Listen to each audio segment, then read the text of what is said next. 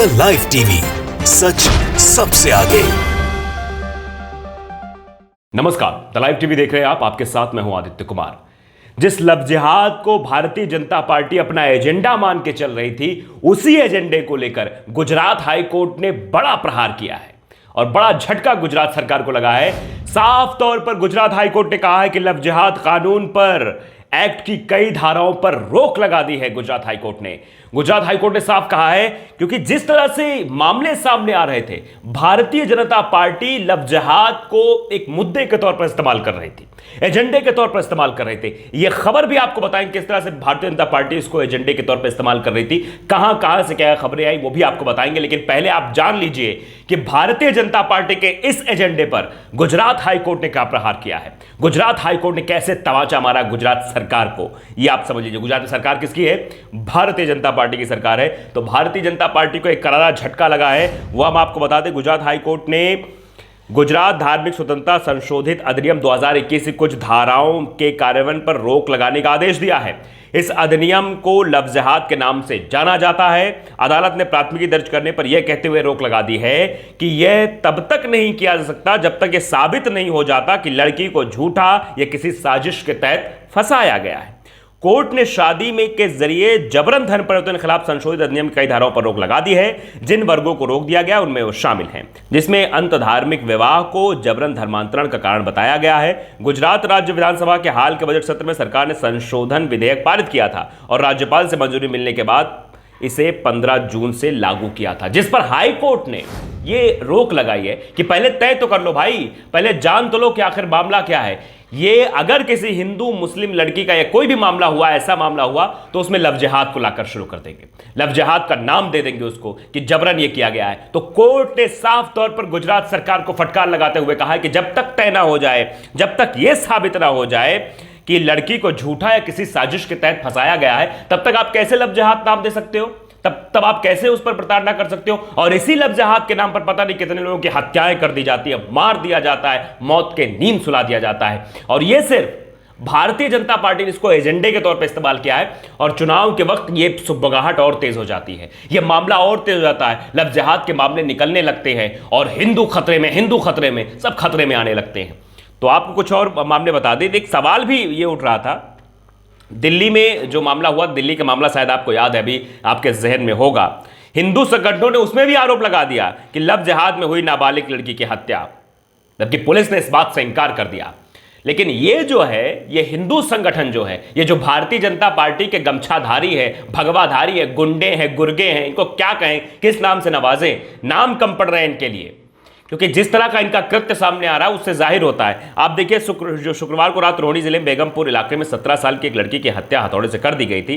परिवार ने हत्या का आरोप लईक खान नाम के एक शख्स पर लगाया था। उसको हिंदूवादी संगठनों ने यह कह दिया और वहां पहुंच गए उसके घर, कहा यह लव जिहाद का मामला, लव जिहाद का मामला है। मतलब हर मामले में लव जिहाद लेके चले आते हैं। अब यह सवाल भी उठने लगा था, क्या लव जिहाद एजेंडा बन गया है? क्या लव जिहाद के चक्कर में बंगाल में एक हिंदू लड़की की हत्या कर दी गई थी? यह सवाल लन टॉप पर यह खबर छपी हुई है, अब आपको दिखा दें। खबर तो पुरानी है, 2018 की खबर, 17 जुलाई खबर है, लेकिन ये वहां भी यह सवाल पूछा गया, क्या लव जिहाद के चक्कर में बंगाल में एक लड़की की हत्या कर दी गई? सोशल मीडिया पर लव जिहाद के बारे में एक पोस्ट वायरल हो रहा था उस समय। मामला पश्चिम बंगाल के हुगती जिले के उत्तरपाड़ा इलाके का था। पोस्ट में 2 फोटो लगी, एक लड़की और दूसरी जख्मी माँ पिता की। इस वायरल पोस्ट में कहा गया कि मोहम्मद सुल्तान अली ने सुलागना को मार दिया, उनके माता पिता को घायल कर दिया और सुल्तान का लड़की से अफेयर था, वो अपना धर्म छिपा रहा था, ये बात है। तो हर मामले में, और जब इसकी पड़ताल भी की गई तो ये मामला पूरा वो लव जिहाद का मामला था ही नहीं। तो आप समझिए कि हर मामले में, क्योंकि पोस्ट और आजकल जो सोशल मीडिया पर ये गुंडे बैठे हुए हैं, जो अंधभक्त बैठे हुए हैं, जो हिंदूवादी संगठन खुद को कहते हैं और हिंदू नाम के बारे में पता भी कुछ उनको नहीं होगा, वो ये सब हंगामा ज्यादा करते हैं, वो ये सब बवाल ज्यादा करते हैं। आप देखिए कि ओवैसी ने भी सवाल इस पर उठाए थे। ओवैसी भी बोले थे 3 साल देश के मुसलमानों को किया जा रहा है तंग, लोगों ने मारे ऐसे तंग। तो ये 3 साल से देश के मुसलमानों को तंग किया जा रहा है, ये बात भी ओवैसी के द्वारा कही गई थी। तो अब आप समझ लीजिए कि किस तरह से लव जिहाद को टारगेट किया जा रहा था। लेकिन गुजरात हाई कोर्ट का यह फैसला उन बीजेपी नेताओं के पसीने छुड़ा देगा जो बीजेपी नेता और जो गुंडे लव जिहाद को चुनाव के वक्त इस्तेमाल करते थे। लव जिहाद को कहते थे कि नहीं नहीं, लव जिहाद तो एक बहुत बड़ा मुद्दा है, इस मुद्दे के नाम पर हम प्रदेश में, हम देश में हिंदू मुस्लिम का राग अलापने लगेंगे और वोट बटोरना शुरू कर देंगे। तो ये चीज़ें निकल कर अब सामने आ रही हैं कि आखिरकार सच्चाई क्या है, हकीकत क्या है। और कोर्ट ने भी ये समझा है कि जब तक ये तय ना हो जाए, सीधे सीधे कोर्ट ने कहा है कि जब तक ये साबित ना कर दो आप कि भाई ये वो मामला क्या है, उस मामले में क्या कुछ हुआ है, तब तक आप किसी पर आरोप कैसे लगा सकते हो। तब आरोप लगाइए, लेकिन आरोप लगाने से पहले आप ये समझिए कि क्या वो मामला वाकई में है कि नहीं है। एक पोस्ट हम आपको दिखाते हैं, देखिए चौक.इन का है, iChowk.in का ये लेख है। इसमें लिखा हुआ है, मंदिर आंदोलन के बाद क्या लव जिहाद बीजेपी का अगला एजेंडा है? ये सवाल पूछा जा रहा है, और ये है भी, क्योंकि जिस तरह से बीजेपी इसका इस्तेमाल करती है उससे लगता है कि एजेंडे के तौर पर इस्तेमाल कर रही है। देश के बीजेपी शासित राज्यों में लव जिहाद पर कानून बनाने की जो होड़ मची है उसकी आंच बिहार तक पहुंची है। नीतीश कुमार तो चुप है, लेकिन जेडीयू ने बीजेपी की इस मांग का विरोध किया। जेडीयू ने विरोध तो किया था, अब देखिए किस तरह से, और योगी आदित्यनाथ इसका बहुत इस्तेमाल करते हैं। इस लेख में साफ तौर पर पहली लाइन में लिखा हुआ है कि लव जिहाद यूं तो योगी आदित्यनाथ का पुराना पसंदीदा शगल रहा है, लेकिन ताजा तरीन तेजी मध्य प्रदेश सरकार की तरफ से देखी गई। योगी आदित्यनाथ यूपी के मुख्यमंत्री बनने से पहले लव जिहाद के खिलाफ लंबी मुहिम चला चुके हैं।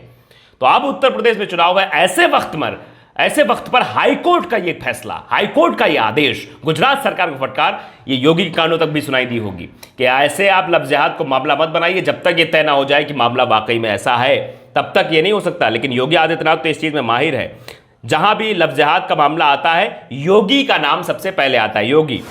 तो चलिए खबर आपको और बताते हैं, ये जनचौक है, इसमें खबर छपी हुई है, लिखा है लव जिहाद होगा यूपी में बीजेपी आरएसएस का अगला एजेंडा।